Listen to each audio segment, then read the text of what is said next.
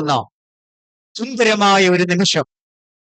ഈ നിമിഷത്തിൽ നമ്മുടെ സന്തോഷത്തിൽ പങ്കാളികളാവാൻ ഇവിടെ എത്തിച്ചേർന്നിരിക്കുന്നത് ബഹുമാന്യനായ ജിജി തോംസൺ അവറുകളാണ്. നിങ്ങൾക്ക് എല്ലാവർക്കും അറിയാം, 2022 മുതൽ അദ്ദേഹം നമ്മുടെ ചീഫ് പേട്രനായി നമ്മോടൊപ്പമുണ്ട്.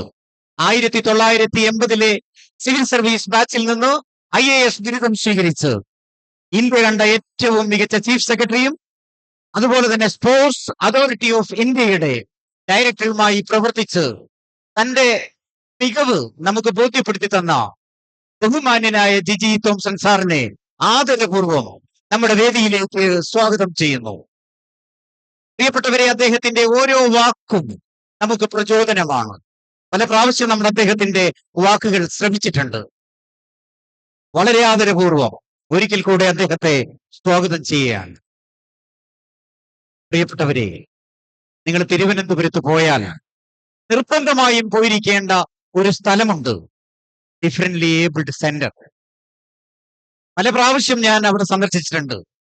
ഏറ്റവും ഒടുവിൽ എന്റെ ബഹ്റൈൻ സുഹൃത്തുക്കളോടൊപ്പം ഒരു ലോക മാജിക് ഷോ അവതരിപ്പിക്കുന്നതിന് വേണ്ടി അദ്ദേഹത്തെ പോയി കണ്ടപ്പോൾ കണ്ണ് നിറഞ്ഞുപോയി. പ്രിയപ്പെട്ടവരെ, നിങ്ങളെ എപ്പോഴെങ്കിലും ഒരിക്കൽ ആ സ്ഥാപനം പോയി കാണണമെന്ന് സാന്ദർഭികമായി ഞാൻ നിങ്ങളോട് ഉണർത്തുകയാണ്. നമ്മളെപ്പോലെ സന്തോഷിക്കേണ്ട ഒരുപാട് ജന്മങ്ങൾ അവിടെ കഴിയുകയാണ്.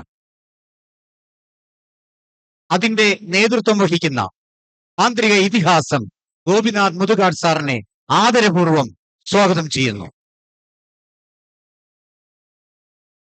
ഈ വേദിയിൽ അധ്യക്ഷത വഹിക്കുന്നത് അസറ്റ് ചെയർമാൻ CH ഇബ്രാഹിംകുട്ടി അവറുകളാണ്.